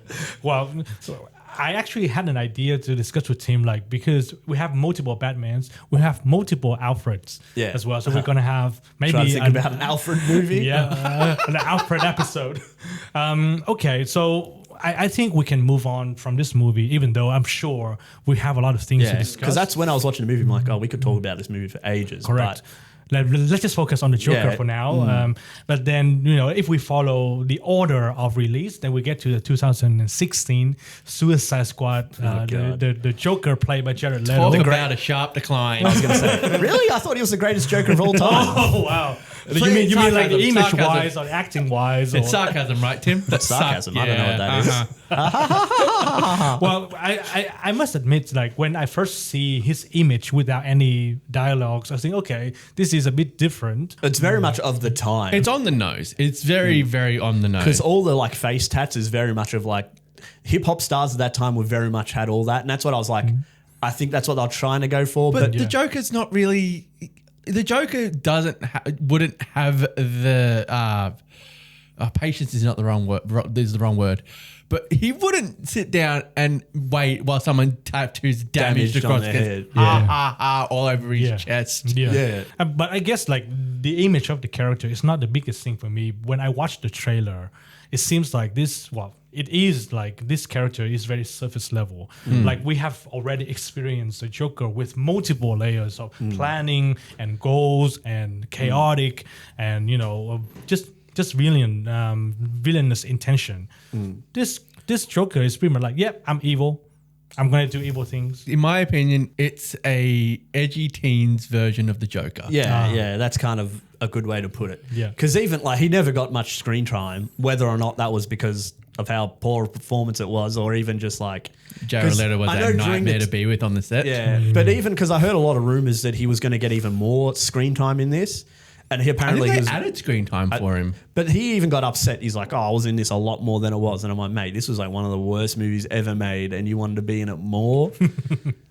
And it's just like it's insane to think about. Like I know Jared Leto is probably not a really good dude, a bit of a douchebag, but he's a good actor when he can like puts his mind to it and like is in the role. I mean, Dallas Buyers Club, he won an Oscar. He's in a lot of great things. Phenomenal. He's in a lot of great. He does a lot of great jobs. Even in Blade Runner, like he was good. Yeah, he was fantastic in Blade Runner. Yeah. But that's what I mean. Like he can be good, but I think sometimes he gets. I said this to Jordan too before. He said he smells his own farts a bit too much, right? He thinks of himself a bit too highly, right? Yeah. And that's what comes across because there was all the stories about him giving dead mice and used condoms to people. It's like, okay, bro, we know you're edgy, but it like, yeah. I'm glad we didn't watch the film for this, or maybe even just like watching his scenes because there might be like 4 scenes all up of him playing the Joker. But I think his approach to the character was a bit wrong as well because the Joker is not about playing pranks on people. You know, he always, well, like if we reference to the Heath Ledger Joker, he always has a bigger plan. It's either revealing the Batman's identity or trying to turn people evil, things like that. But even like where he finds like the laughter in it is from like terror, right? Yeah. Yes. Where this feels like you said, like a teenager It's an playing a teen kid doing like, random things. oh, look at this, it's a condom. Like, okay, bro, you know what a condom is. Good work. See, the thing with the Joker, in my opinion, is just chaos incarnate. And enjoys it. Like, he that's where he gets revels it. in the chaos of it all. This just seems like you just being a dick. And it's very hard for me to kind of feel sorry for him because based on if we look at the other stories, Jack got betrayed. Heath Ledger might have a lot of traumatic backstories, but for this guy, like he seems like he's rich. He's got like influence and stuff. Was it the Lamborghini he's driving? Yeah, he was driving a Lamborghini as well. Purple Lamborghini. I remember that song. Yeah, and like the magic of the character is kind of lost on me a little bit because like he doesn't have a plan. He's like a spoiled brat. He's pretty spoiled. And it's just like, it's funny even coming off Heath Ledger because it's just like after this like great performance and showing of this character and you kind of go into this, like that whole, we've already taught you know how much I hate this kind of like DC era of this time. Like a lot of it is not very well thought out. No. And you can see it, especially with Joker and a lot of their other characters. Yeah. Like the characters that stick like Margot Robbie's Harley, because she's like a popular character, popular actor, actress, and she did a fine job. But it's just like, I think it's Out more of everyone there, she did the best job. I think it's more of her fame doing more of the work than saying the character. Because even at this point before the slap, you know, Will Smith's in it, and I think he's fine, but it's just like, you know, it doesn't bring a lot to Suicide Squad, and he doesn't add anything either, Jared Leto. Even if he had more scenes and maybe it focused on the Joker, I don't think it would have made the film any better. Yeah, and I think we have already spent enough time on this Joker, so we can move on to the 2019 Joker, the rated R, starring Joaquin Phoenix. Joaquin? And he won an Oscar. How does everyone say it? Joaquin. I say Joaquin. I say Joaquin. Joaquin? Phoenix. Do you do the M? Do you do the Joaquin? Joaquin? I say Joaquin. It's N. I think it's Joaquin. Joaquin. I just say Phoenix most of the time because I can't say his first name. And this movie was made on a budget of $55 to $70 million. But then it got $1 billion in box office as well. At the point, it was the highest grossing R-rated movie. Yep. After MA15 for us, I believe. Well, just for reference. I'm not arguing the point of how, you know, the classification of the movies. But he's also he's the first actor who played the Joker as the protagonist. Because this is a movie about his backstory. It's his point of view, right? Yeah. Yes. And of course, this movie got some inspiration from the Red Hood origin as well. He's a struggling comedian trying to support his family. But then he didn't go down the route of dressing up as a Red Hood, falling down into the acid tank. He doesn't turn to crime. Yes. To find money, he didn't turn to crime. No. He kind of like, this is more about the societal effect kind of like his acts and like how they like trying to make a better society and stuff. But before we head off, because I remember the interview, I was like, one of the interviews asked Phoenix is like, do you think this is more of an Arthur film than it is a Joker film? And I thought that was an interesting question because I do think it is. I would have very much agreed that more of an Arthur film than it is a Joker film. Like thinking about it, like Joker only him being the Joker only kind of comes in at the last part of the film, right? So I like that idea of it being more of this Arthur film more than like about the Joker. Yeah, it's just a good character to kind of base it around, right? I hated watching this movie. I hated watching this movie. It is very uncomfortable. Yeah, I didn't. Okay. All right. Okay. Here we go. So this movie, I went to see this movie with Tim when it first came out, and I remember leaving the theater and saying, I said this to Tim, and I agree to it to this day, to a point where I hate the fact that I watched it again. I said, that was the best movie I'm never going to watch again because I did not have fun watching it. I didn't enjoy it. Did not have fun. It was well made, well acted, well written, all that stuff, well directed. But I hated watching it. Yeah. I was just uncomfortable, and I was just, which is meant to be the point. But I was uncomfortable, and I was just constantly just like, just get past this scene. Just get past this scene. There's a lot of really uncomfortable scenes in this film. Yeah. That's what when I was writing notes and stuff, I'm like, this is all so uncomfortable. It feels like something you shouldn't be watching or being a part of, right? Yeah. It's just a lot of shit that's going on that you're like, oh my God. Yeah. I didn't think it was going to get any worse. But here we go. It got worse. Yeah. And I was very surprised when I watched this movie because the scene where he got into the mental institution and I think he got the realization that all his files were fake. He was reading the files in the staircase. Oh, his mother's files. Yes, his mother's files. I think at this point, he went to see Thomas Wayne because at this point he thinks he's his father. And he's like, your mum's crazy, you're adopted. Get the hell away from me. And he's like, no, come on, Dad. Like, oh, yeah, that way he was calling him Dad and he's stuff. like, come on. Like, And Wayne just punches him in the face and just like, don't you come near me. Don't touch my son ever again. Yeah, because he fully went to, like, he was just such a disturbed character. Yeah. Because he fully went to Wayne Manor and to a kid he doesn't know, put his fingers in the kid's mouth I'm like, Bruce, get away from this person. Like him, like Bruce being kind of so passive in it as well, like kind of just like, why is this man touching me? A bit of a sidebar. I love the fact, this is one of the things I love about this movie, and one of the reasons why I go like, this is why it can still be considered a Joker movie. The unreliable narration. Yeah, I still remember watching it the first time. If any of this is true. Because that's like the biggest part of the film. Because I remember when we were watching in the cinema, when like the reveal about his like girlfriend, when he like breaks into her apartment and is sitting there and she's like, what the f*** are you doing in here? And she's like, oh, you're Arthur, right? Like, no, you're like, what the f***? They like he imagined this whole relationship in his head. Because that's like the start of it, right? Of where like, things start kind of going right for him at a certain, going right for him. Yep. And like all these things kind of go his way. Like he imagines talking to Murray when he's watching TV with his mum. And it's like, oh, you look after your mother. In a perfect scenario because everyone's cheering at the right times. And then he's like, oh, if you were my son, I would give this all up and stuff. Like he's got this high imagination of what would happen.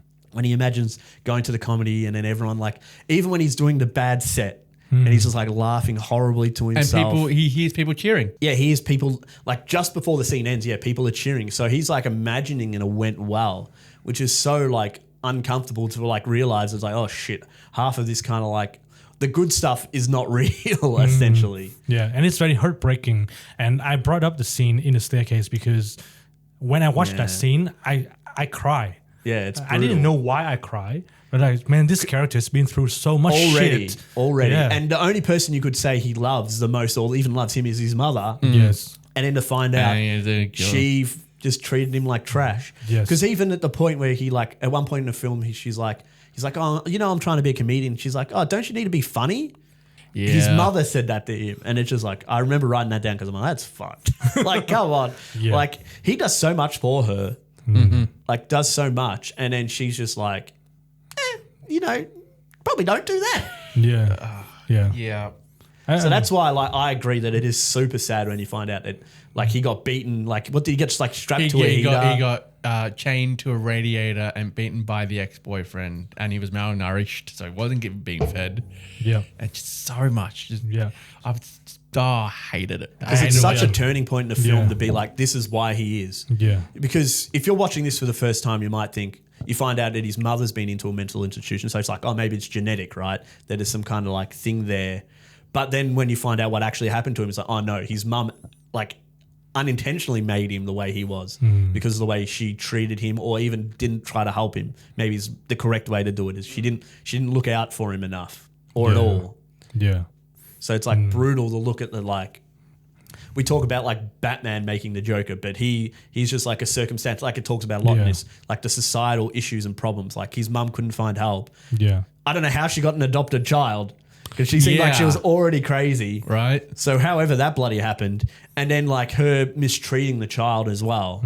Because it's insane. Like it obviously affected him because he was also in a mental institution. Because Ed hinted at the start of the film. He's like, he literally says, he's like, last time I was here. Yeah, exactly. So it's like, Yeah. It's so sad that it's just like kind of a broken person makes another broken person. Yeah. And it's kind of hinted that this is because of the different classes in Gotham society. Like on the TV, Thomas Wayne was like doing all the on the charity and giving out money. And then actual people that needed help is just watching it from the TV. But he also made a point, and this is, I'm not gonna lie, this movie gets very heavy-handed. Like, there's no subtle. It's not subtle. No, it's not subtle at all. And to a point where I'm like, okay, come on now. There is not one single nice person in this entire bloody city. No, because literally every single interaction he has, they're horrible. And I'm like, okay, all right. Well, he does kiss that old lady on the show, and she kind of lets it happen. Yeah. But what was I saying? What about the other clown? The other clown he doesn't murder. Oh, Gary? Yeah. Is it Gary or Bob? I can't remember. That was brutal. That's my favorite scene. When he doesn't kill a person? No. So my favorite scene is the scene where he's in the white face paint, and the two, Randall and Gary come in. Because they find out his mother died. And he's like, I'm celebrating. I'm celebrating. And I'm like, this was the scene I was like, oh, this is the Joker. No, this is now the Joker. And the fact that he's like, I'm not killing you because you were actually nice to me. Yeah. You were the only one nice to me. And he gives him a kiss on the forehead, covered in blood. And it was sadder because he's a small person and he locks the door when he lets them in. So the guy can't let himself out, and he's like, oh, sorry about that, Gary. Hey, Arthur, can you get the door? And he's like, all right. And he's like covered in blood. Yeah. And it's like, oh my God. Like there's so many scenes like that. Right. Like what I was going to mention before is like the pinnacle of it, like when he shoots those guys that work for Wayne. Yes. Because he has the gun because Randall gave it to him because he got beaten up by kids that stole the sign, right? And then he's in there and he's like watching them harass this girl. But that's my point. It's unreliable. We don't know that's how that went. I think it is. I don't think it. Because he's not a hero in that moment. But no, but that's not like all the things I feel like he imagines are like glorifying him or making him feel better. In this moment, he's watching these dudes harass this lady, and he kind of doesn't understand what's happening. He started laughing as well. But that's because of his condition that we didn't mention, that he kind of laughs without him. Yeah, but like that's another part of my thing. What person then just starts beating on someone randomly? Well, that's like the part of it, right? The society's gone to this point. Because that's what I mean. These kids get him. They beat him up. These idiots are just like, why are you laughing? You're like the clown or whatever. And then they just like beat him up because he's like being a bit awkward. And then that's when he like gets the gun and shoots them, right? But then even he chases them down as well, That's what right? I'm saying. Unreliable narration. He doesn't have... He put the gun back in the bag. He doesn't have... Before that scene, he put the gun back in the bag, right? He doesn't have that gun on him. The bag got thrown away, and yet somehow he has the gun. I reckon that's where the unreliable narration comes in. No, but they're dead. Those people died. I know. It wasn't like a that's false what I'm saying. thing that That's happened. what I'm saying. I think the unreliable narration is that, is that he was being... I don't think... that could have been how it happened, but I think the unreliable narration is that it could have just been... they were slightly rude to him and he shot them. I don't I don't think so. Because I think the parts that it framed in like his imagination were good. Or good from his perspective. Yeah. Like this isn't a good moment. No. This isn't something he would like. Yeah. He glorifies later at the end of the film because he's like, you know, them. He like Yeah. literally says like they deserved it. Yeah. So because he's gained confidence because like the people are rioting and using the clown as like an image and a symbol. So that's how he kind of gets that. He gets that like what's the right word? But he gains confidence from that, right? And then he's just like happy to flaunt it. Yeah. But that's like the only moment that's like real. But like I don't know if it matters how it happened, but No, just he that did- it happened. He did it still. Yeah, he did it. But it was still at that point. It does come across as self-defense. But it's No, still. I would disagree. The first, They were the first, beating- they the were- first two, yes. Yeah. The other one he No, hunted I will down. say like where he chased that guy at the end. Yes, he didn't Yes. need to do that. Yes. but I think that's like another level of the Joker coming out where he's like, oh, I actually do enjoy Yeah. causing pain to I people. thought I right? would feel bad, but I don't. Yeah, exactly. Because then later when he like kills people or causes people pain, it like gives him joy, and he's Yeah. like, oh, okay, this is where I'm getting this from, right? But before we move on into the other scenes, after that chase scene, he went into a public bathroom and started dancing. And that scene gets talked Like- about a lot. But that's A lot of dancing in this I movie. think- no? Yeah. he. Yeah, like dancing on the 'cause staircase. when I was watching watching an interview with him, he talks about that's kind of how he found a way to express the character a bit. And I do think it comes across because he doesn't have like an outlet really until this point when he finds they're going to try to murder people. But like his outlet is kind of like dancing to like express himself because he doesn't have friends. He imagines a girlfriend, but like he has no real support apart from his mother, and we've seen how his mother treats him. So this is kind of a way for him to release. That's how I see it, as him like dancing, because Yeah. that's haunting when he's in the Yeah. thing. And for me, now that I watch it again, it's like a reference to Jack Nicholson's. Like he was dancing in the pale moonlight and he was the devil, isn't he? I don't think it's as much because if you watch how Phoenix talks about shit, he's very much in his own head about stuff. I don't think he. Because when I watched stuff with Heath Ledger did mention Jack Nicholson, and he says like it's going to be hard to follow that off. I don't think Phoenix really like he probably said like, oh, they were great performances, but he's not like.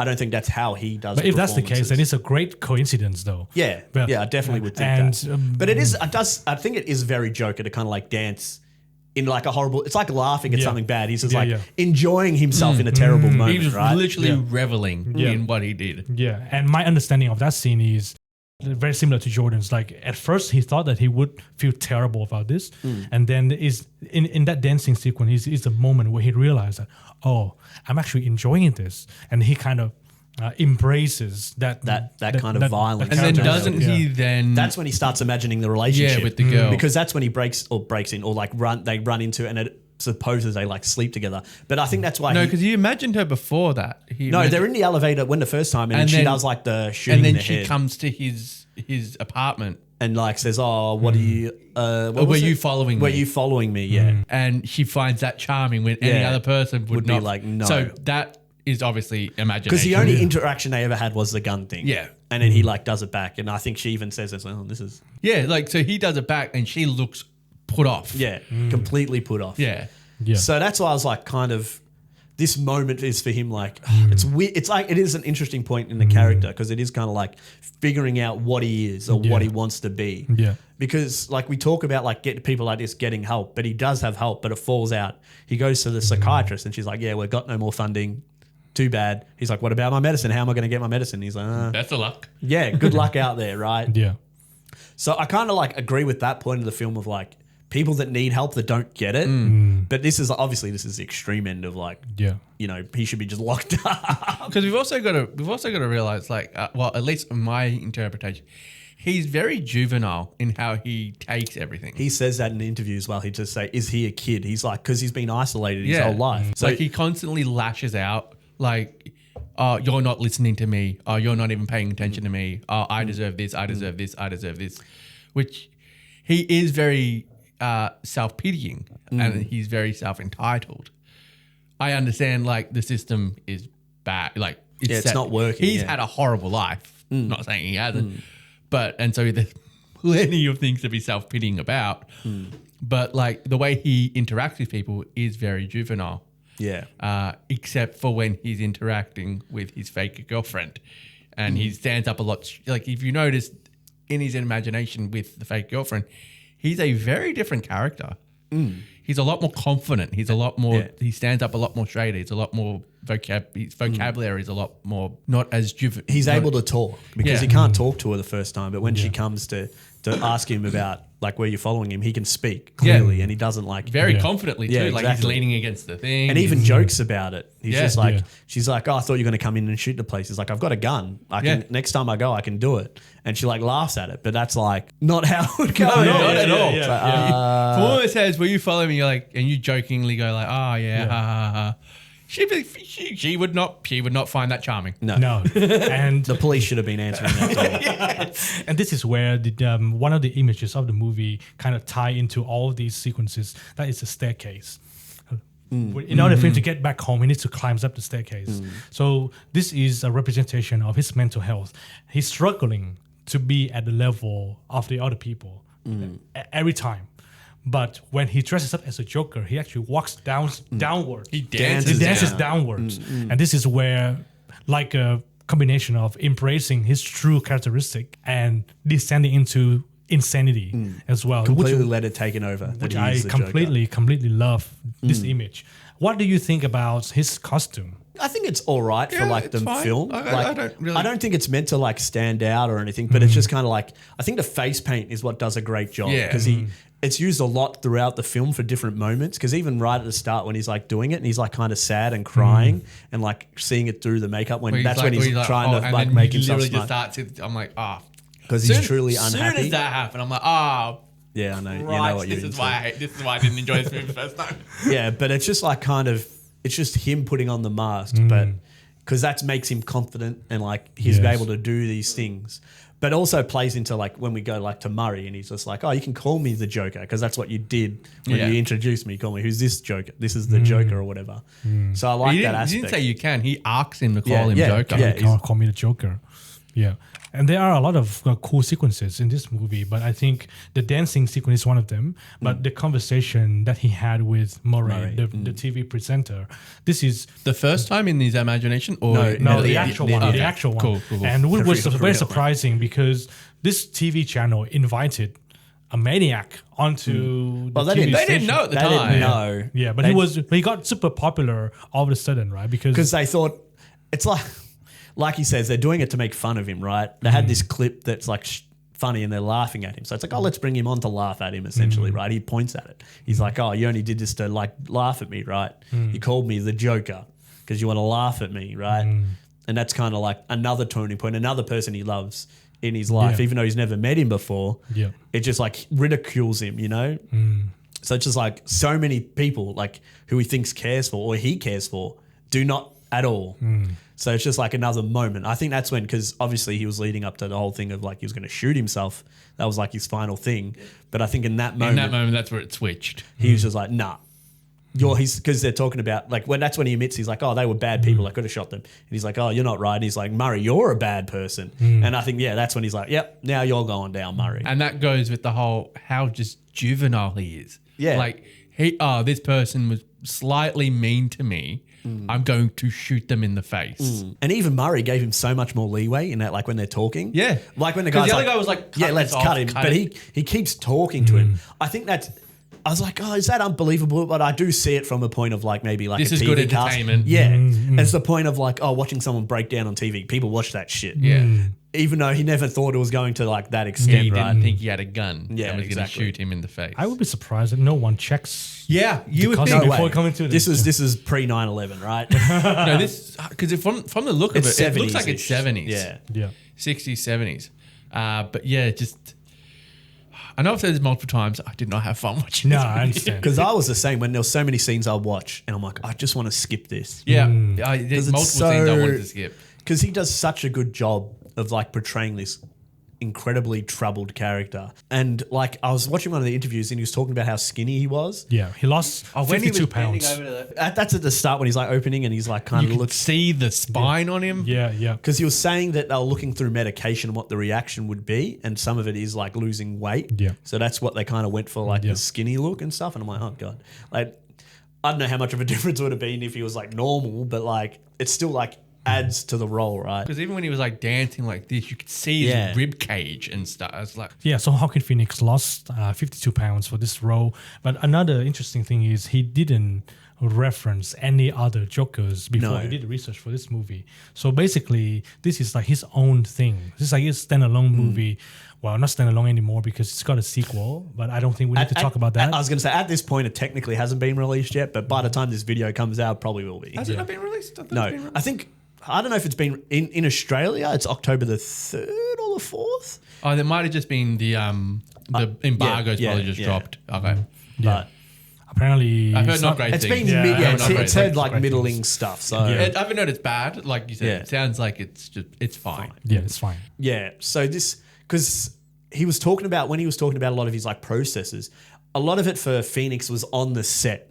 So there wasn't a lot of like we talked about with Heath Ledger, where he did a lot of mental preparing.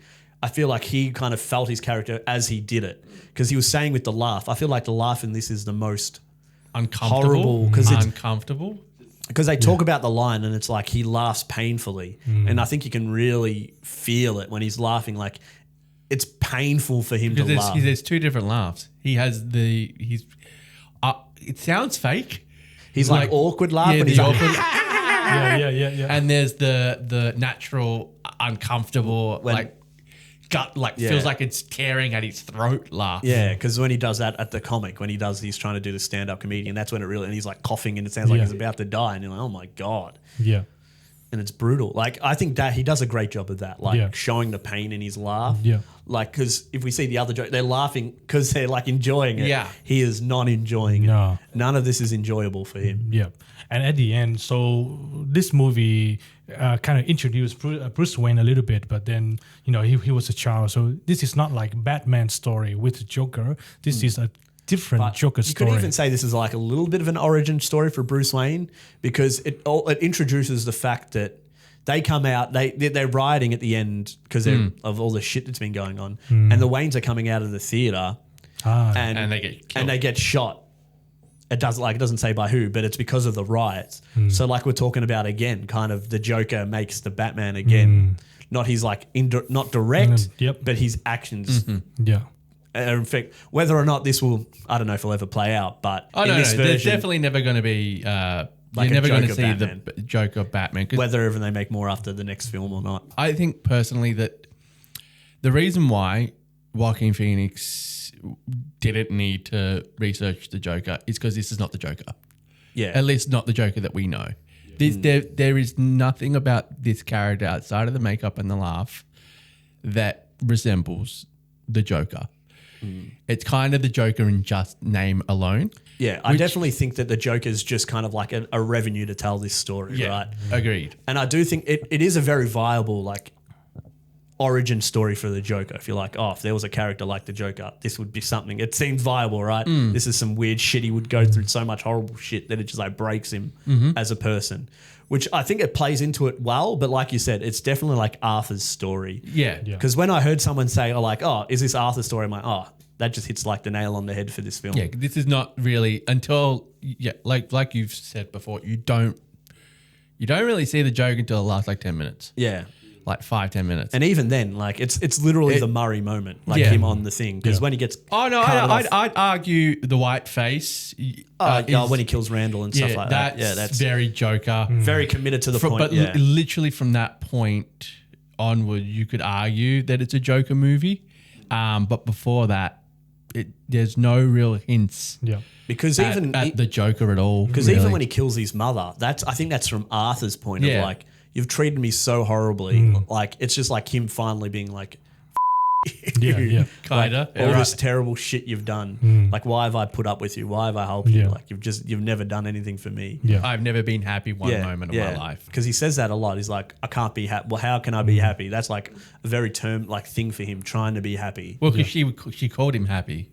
And that's Which is also horrible as horrible well, yeah. because he can't help laughing. Yeah. Yeah. So it's like digging at him. And also he can't be happy either. Yeah. Yeah. So I understand that this conversation got into a very, very depressing point. Well, it was going to. Did you watch the movie? So in order for us to transition out of this conversation, I want to have a final discussion point here. Why do you think the audience like this character so much? The Joker in general. Is it because of his traumatic backstory, or is it because what he's representing for? So personally, why I love the Joker so much is because, one, he's so entertaining. Even when he, Jared Leto's not entertaining. I was going to say even when he plays badly, he's entertaining, but not really. He's so entertaining, but it's also the dichotomy between him and Batman is always fascinating to watch.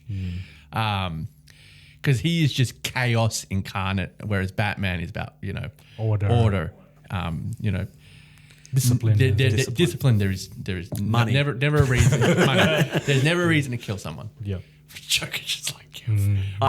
I'm going to kill everyone. Any small reason is enough for me. Yeah. So just watching someone be that chaotic, that evil, with a smile on their face is just fascinating to watch. And I think, and also it's entertaining to watch, and I think that's why, going back to the Joker for a second, the movie, is why it was rough for me to sit through, because I wasn't entertained. I wasn't enjoying myself. It's more about like the mental state. It's more of a show of like, oh, this is how you get the Joker. Yeah, this is kind of the society that would breed him, right? Yeah. Which is like a good idea because it's a great idea. I think it's the only like I can think of like comic book movie that you could like relate to a comic book movie that like delves into like the psyche of what like a villain would go through. I wouldn't call this I would call this I just mean psychological. No, but just from like it's based on a comic book character, even though I'd say very loosely, but like we said before, the Joker could be anybody. So I do like that idea of like this could be a story. I personally can't see this character becoming the Joker that I know. I don't see him like in the way that Batman's a symbol. I think the Joker's a symbol. Like, agreed. In that same way that it could be anybody more than like the idea of it's one person in particular. Agreed. That anyone could take up the mantle of the Joker and be him. Yeah. That is literally a comic book storyline too. Yeah, but that's what I mean. Like that's the idea. Like this could be kind of a Joker, whether or not he's No, I get you. But like you were saying before, Darren, I just think people like to see like mayhem. Like that's the thing. It's so hard that like he can touch like from these three movies, they're so different. They're all so very different. Like we've got the one that's maybe like the cookie cutter kind of comic book movie. We've got the one that like I would say maybe the most favorable Joker interpretation. And then we've got one from like who could the Joker be as like an origin story, even if we want to call it that. How could you make a Joker? In society? So it's like very interesting turn points. And that's like we're not counting Jared Leto, but you know how interesting the story the Joker can be or be interpreted as, right? So there's so much to go off with of like what he could be and what we expect. And it's harder now because we've got like an image. Like I think Heath Ledger did such a good job that it hurt the character because it's like anything else is going to be compared to that. Yeah. But I think after Phoenix's kind of interpretation, whether or not you want to call it like a dead Joker movie, but I think it gives it room to be like, because I think that hurt Jared Leto a little bit, but even like we talked about how he kind of did shit and it's like he just went the complete wrong way about it. Where I think you can't try to be like honor what's done before, but like do your own thing. Don't be scared of like creating your own character, right? Because I think there is room for that with the Joker. That it doesn't That's how have we to got be. Heath Ledger's Joker. He honored what Jack Nicholson did, but expanded on it. Because he wasn't a big fan. Because when he was talking about it, he only watched the movie we talked about and Adam West. So like, you know, that's not like very comic book, but like he gave, I would argue, like I'm not a big comic book fan, but I would say his Joker is the most comic book accurate of like how you would perceive the Joker. In terms like, of the psyche. Out of all of them we've gotten, that's not animation. I would agree 100%. Out of film. But that's what's kind of crazy that like he did such a great job. But I don't know how else to add like You know what I mean, Darren? Yeah, What have you got to say about the Joker? I understand. Like, I think we discussed this movie before. Like the Everything Everywhere All at Once. Yeah. The idea Beautiful of movie. the idea of nihilism is becoming more and more popular among the young people, and Yeah. I think the character of Joker is a representation of that. Like, what's the the point of extreme. trying? Yes, To the extreme. very extreme, Yes, right. so chaotic, chaos. Gotta put that out there. There's no point of trying. Yeah. Everything is meaningless in life, and I think that's why people are kind of drawn into that idea. And of course, he's very entertaining. It's always, I think, deep down in each of us, we kind of enjoy chaos a little bit.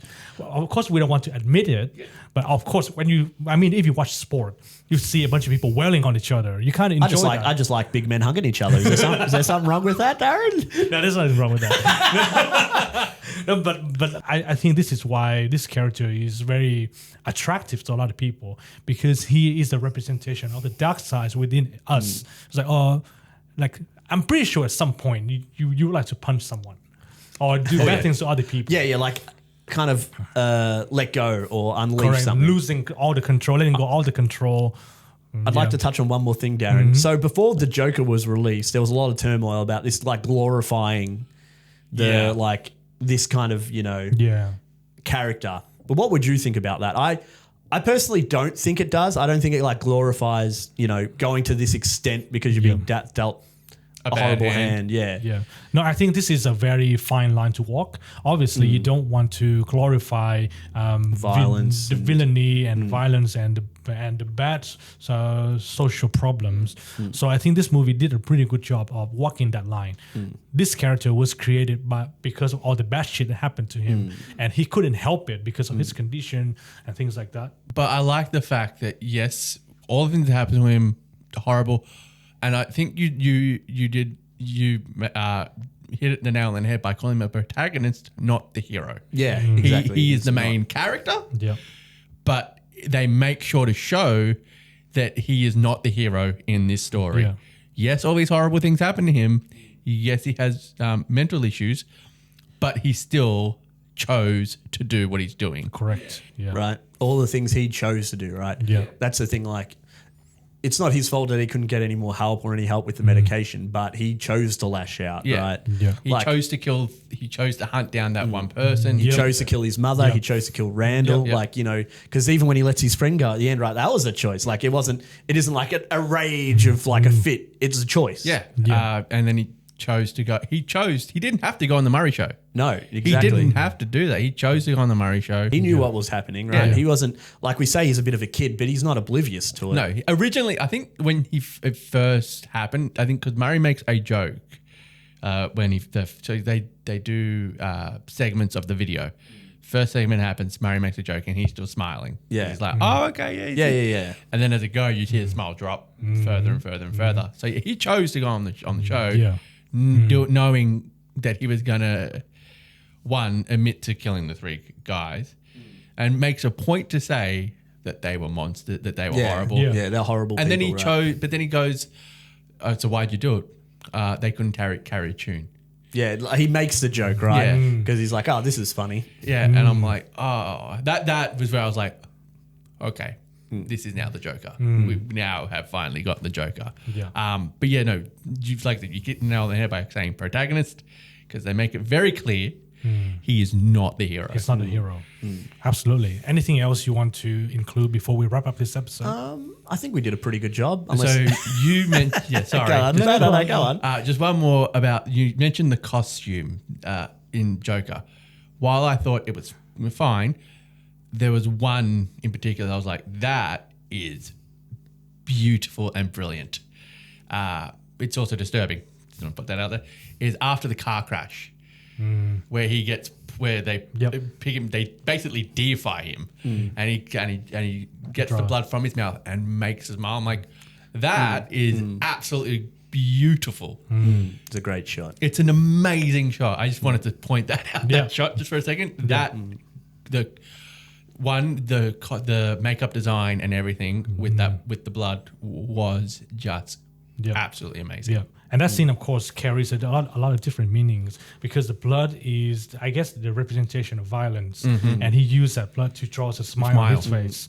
So it is like he's embracing the violence now. He's embracing the violence and the chaos that he's made. And they've embraced him as well. Yep. Yeah. Fantastic. And I think we have reached the end of the episode. Thank you so much for listening. And if you like this episode, click on the like button, click on the subscribe button for the latest episode. Thank you so much, Jordan, for joining us in the studio for today's episode. I'm sure the conversation about Joker will continue on for many days to come. But until then, thank you so much for watching. This has been Movie Beings.